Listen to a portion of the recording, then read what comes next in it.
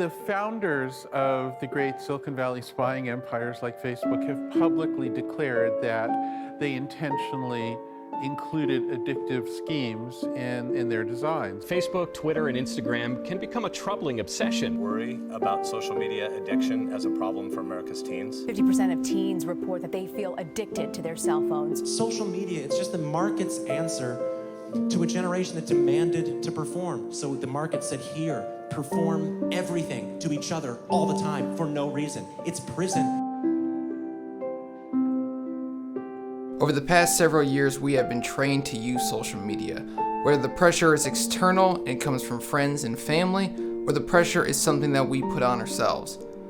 What if I get a message? What if my friend posts something? What if my family members go on a trip? What if I miss something? And I think this is the problem with social media. Through the use of a complex notification system, algorithms that are built to keep us on the platform to make advertisers money, photos, videos, posts, and tweets, Silicon Valley has made us a slave to our phones and the apps that we choose to download. Social media from the outset was a beautiful way to connect with lost friends and family that we only saw at Christmas, or maybe we didn't see at all. But it has turned into a vapid cesspool of look at how successful I am. My new car, my new house, my new girlfriend, look how hot she is. Look at how hot I am, I got a new job, I'm on vacation, credit card debt, unhappiness, comparison, and emptiness, and the list goes on and on. Let us not be mistaken, these social media sites are massive corporations. Facebook has a valuation of $529 billion with a B dollars. Twitter is worth over $23 billion. Snapchat is worth over $18 billion. These are not just websites and apps and ways to connect with your friends. These are massive corporations that are worth more than some small countries. And the reason that they are worth so much money is not because they have a ton of information on you and not because they data mine the crap out of you, but the reason that they're so valuable is because they hold a very precious resource. And it's the most limited resource in the world, and it's your time. Now, this is not just about how big bad media companies are here to steal your time and steal your money and ruin your life, but it's an important conversation as to where you're spending your time, because that is one thing that is limited and will, no matter what, run out. So how did deleting social media off my phone change my life? I began to use my phone significantly less, from around 5 hours a day, which I know is awful, to under 2, which is still not nearly as low as I want it to be, but still 3 hours of more time for me to do things that I'm passionate about, which in turn has allowed me to pursue some new things that I've been interested in but always thought I never had the time, such as making better YouTube videos, and maybe delving into a little bit of minimalism as the buzziest buzzword of the buzziest buzzwords. And through that, I've been able to get rid of a lot of things in my life that I deemed not necessary. Get in! Get in! Paisley, get in! Paisley, get in! Next, I have been given far more time to do the things that I love, which is creating a story through these YouTube videos.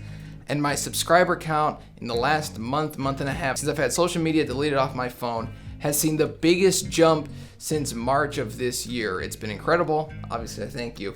But I do think that there's a profound connection between using social media a lot less and having a lot more time to work on projects that I'm a lot more interested in, than using social media a lot more and having less time to work on projects I'm interested in, but I can't put forth my full effort because my mind is always sort of on, well, what's so-and-so doing on Facebook? I should check Twitter. Oh my goodness, Instagram, there's this thing, I should check that. Finally, I have been the happiest that I can remember.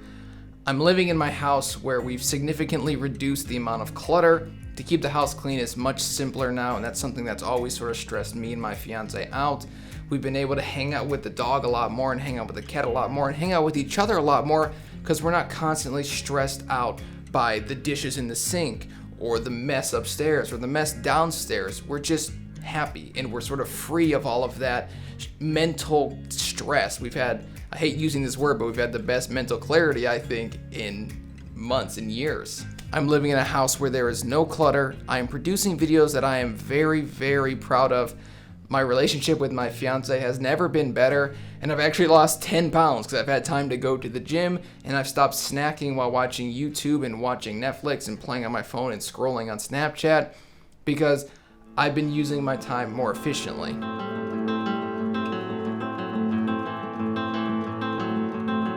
Social media is not inherently bad. I still love watching YouTube videos, but there's always a limit to how much time you're spending on it and when it becomes an addiction. A lot of people will say, I could stop using Facebook, but I don't want to. A lot of smokers say, I could stop smoking, but I don't want to. Webster defines being addicted as physically and mentally dependent on a particular substance and unable to stop taking it without incurring adverse effects. Is it an addiction? Probably.